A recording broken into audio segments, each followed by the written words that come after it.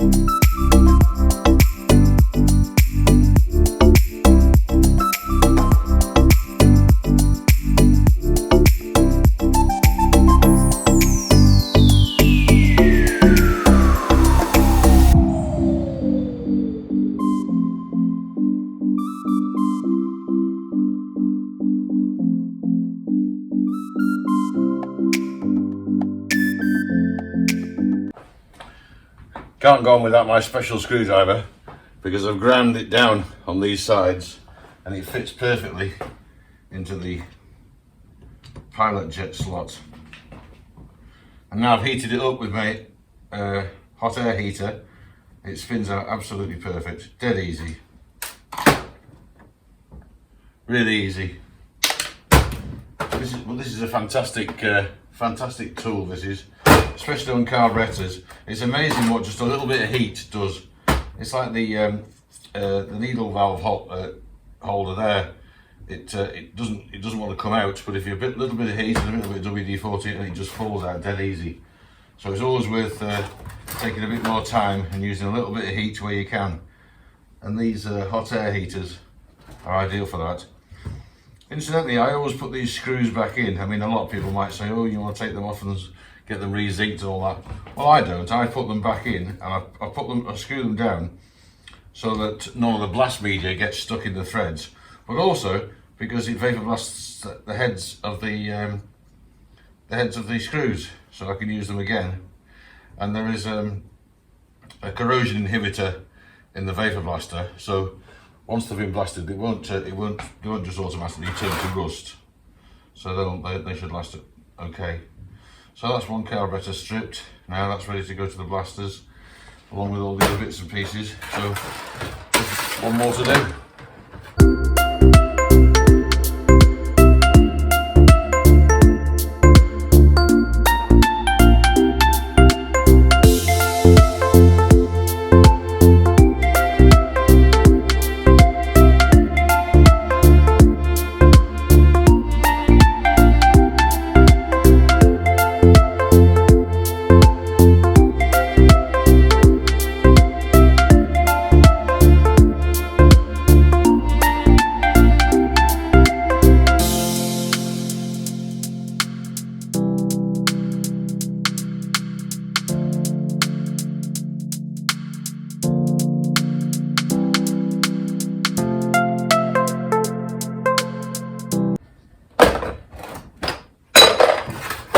Right, so that's it then. That's the carbs all stripped, ready to go to the blasters. Like I say, I put the screws back in so they get blasted as well. All the jets are out. Everything's ready to go. So we'll go give those a blast.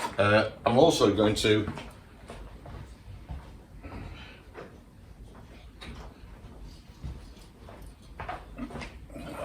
take the radiator with me, because it's really filthy dirty, and I don't want to damage it. So I'm just going to put it in the vapor blaster and give it a really gentle wash in the vapor blaster.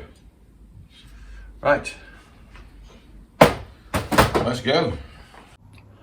Morning guys, so welcome back to HIGGSYS Man Cave. I just thought I'd show you, like to show you where we're at so far with the 350LC build. As you can see, the garage still looks like a bomb site. This is where I've been painting all the bits, and we're at the stage now where there's lots of rubbing down and painting of bits as they go back on. But I have managed to get quite a few bits and pieces back on, most notable of which I suppose is the back wheel. So the entire back wheel is on now. The sprocket and the lock tab washers turned up, so that's all on now. I've put the back wheel on complete. I've put the chain on. I've managed to get the chain sorted, and that's all on. The other thing that turned up was the Woodruff key for the flywheel. So the Woodruff key enabled me to, and the new flywheel nut, of course. So I've managed to get the flywheel on, so that's okay now. So that's all ready to be to have that left-hand engine side cover go on now with the new clutch cable. So it's starting to come together quite well now. Also, quite notably, I've got the new switch gear on, so I've started putting the handlebars together. I was going to recondition the original switch gear, but it's down now. I won't bother showing you it, but it's knackered basically. It was all smashed and it had been ground down, and it just wasn't worth it. So I've gone mad and bought brand new switch gear, which is fantastic. So that looks good. So I've put new switch gear on. I've also put the indicators on. Yeah, the indicators have all arrived, and the twin horn assembly. So that's all on now. Still got the front wheel to put on. As you can see, the front wheel down there. I've still got the dummy front wheel in. But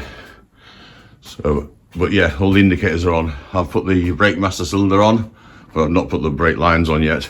I've also put the brake splitter on, which is just up here. That's ready to have its new Hell brake lines on. I decided to put Hell brake lines on rather than the original rubber hoses because I think they're going to work better. I'm also still undecided about this coil. It's a high performance coil, but I don't like the extra long leads, and I'm not sure about the way it fits. I've got to make a little bracket there to spacer bracket to make it fit. But I have got the original coil, and it doesn't look in bad nick, so I'm tempted to put that back on. So yeah, I've managed to get the two-stroke tank on and the header tank on there as well. So it's really starting to look like it's going together. Oh yeah, I put the new throttle cable assembly on, and that's down here, but it's not connected yet. Just shove that back in. Oil pumps on. So yeah, it's really starting to come together. And on this side here, we've got I've put putting the back wheel in. I've done the rear brakes. I've put all the rear brake assembly. You wouldn't believe what a nightmare this torque arm was. It was black, but it was powder coated about 3 times, and it was powder coated yellow underneath, and it took me absolutely ages, and I couldn't even get it off with the grinder or the wire wheel or anything. I had to burn it off. So I had to burn the paint off this and then rub it down a bit at a time on the wire brush until I eventually got every single bit of paint off it, and then before I could repaint it. So that was a nightmare, but we're really getting there now. So I'll try and do a little bit more for you today or later on. The carbs are all ready. The carbs are over here. Oh, there's all my new lock tab washers for the front wheel, courtesy of Yambits, as you can see. There's the bolts for the grab rail. The grab rail is here, all polished up, all ready and waiting to go on. That's as and when I open the boxes with my new there's the speedo cable drive. But yeah, here is the carbs. They're all vapor blasted, they're all ready to go. They just want rebuilding, so I'll get all those rebuilt. But yeah, I've got some brand new bodywork, and I haven't even opened the boxes yet. So I'm going to open the boxes as and when I put them on. So I'll let you see all that as we do it. What do you reckon, Archie? Hey? What do you say? Your tail wagging? Your tail wagging? Should we go in now? Should we go in? Good boy. Okay, so now we've got a bit more painting to do. I've just painted the radiator after it came out of the dishwasher, but don't tell Hillary.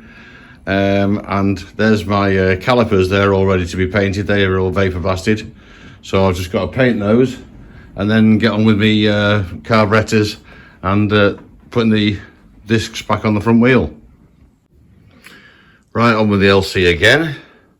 So we're getting there now. Still not put the front wheel in, but the rest of it is all starting to come together now. I put all the horns on and the indicators, the headlamp bowl, headlamp ears, all that kind of stuff. The discs are still waiting to go on the front wheel. I'm still waiting to go get put on the bike. The carburetors are still there, all vapor blasted, ready to go. And I've been doing some more painting. I've been painting the calipers, so they're pretty much ready to go back on now. So I think first thing this morning I'm going to do the front wheel. Right, let's get these wheels done. Make a bit of space.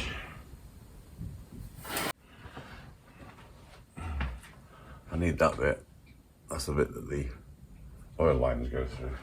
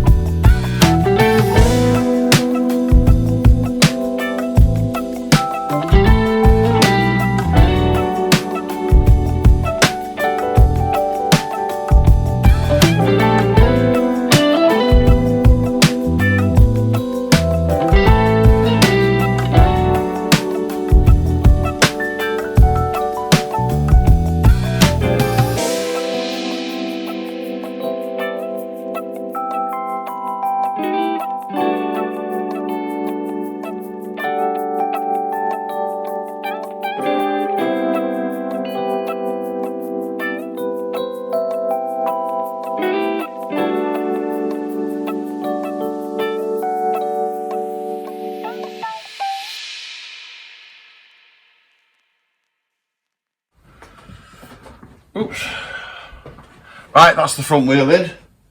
Discs on, front wheel in. I've got here the original clocks. The original clocks that came with the bike.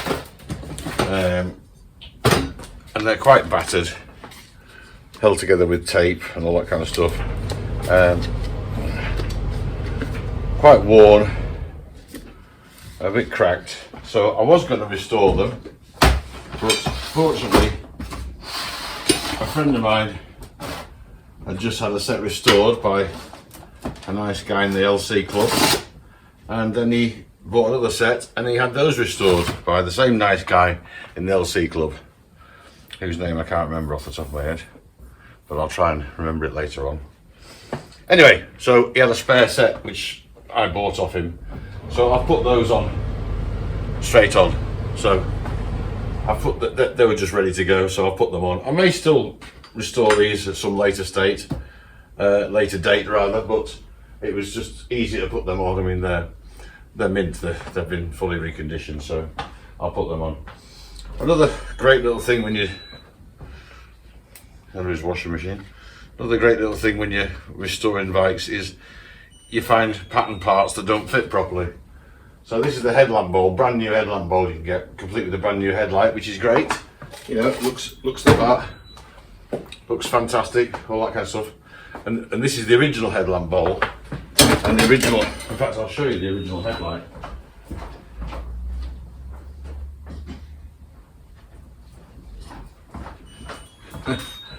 This was the original headlight. I mean, would you? I don't think so. It's just not worth it when you can buy a complete one for not a lot of money and it just goes straight on. However, nothing is straightforward, is it? Especially with these restorations. If you look at the original one, it has a hole at the bottom and it has a hole at the top. And when you look at this one, there's a hole at the bottom, but no hole at the top. So I can't get the wiring through from the clocks and the ignition switch there. It needs to go right to the bottom and bend up, which is unnatural. It doesn't want to do it, and it's just not right. So I'm going to take it off and I'm going to cut the correct hole in there to match that. I mean, I suppose I could always clean that up and put that on, but you know, keep it original as they say. But it's pretty minged.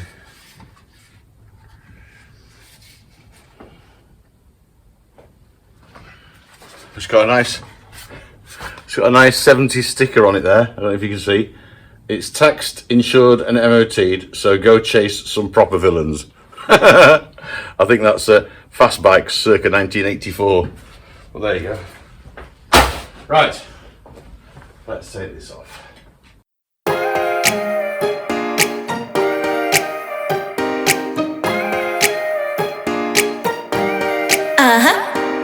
Don't you think that I can see you anxiously, trying not to catch a glimpse of me? Don't you worry, it's okay to take a peek. See the magic words now, pretty please.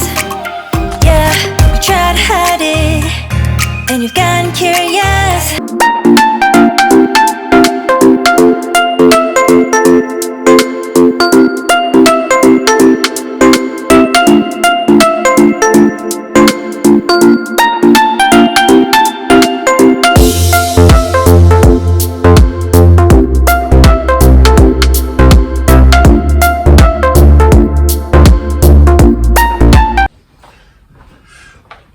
Not quite as big as the original hole,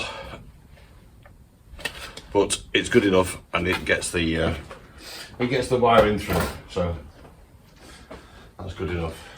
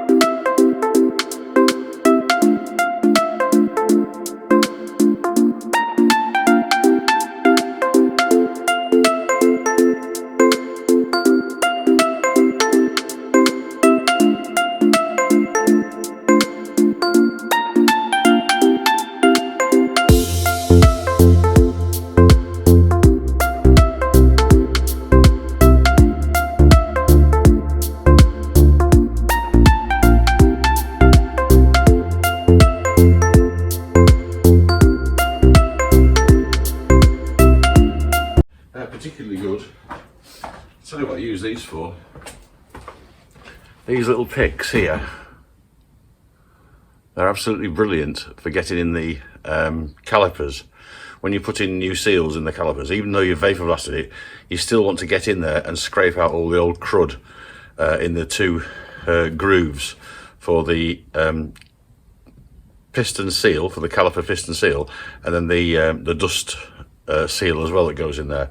They have loads of crap behind them, and that's usually what makes the brakes seize up and stick. And if your brakes are sticking, 9 times out of 10 that's what it is. If you just take your caliper to bits, take the piston out, take the seal and the dust seal out, just scrape all the crap out from behind them, give them a good clean, grease it all up, put it back together, they don't stick anymore. So I always make sure I really go to town on the caliper themselves with those.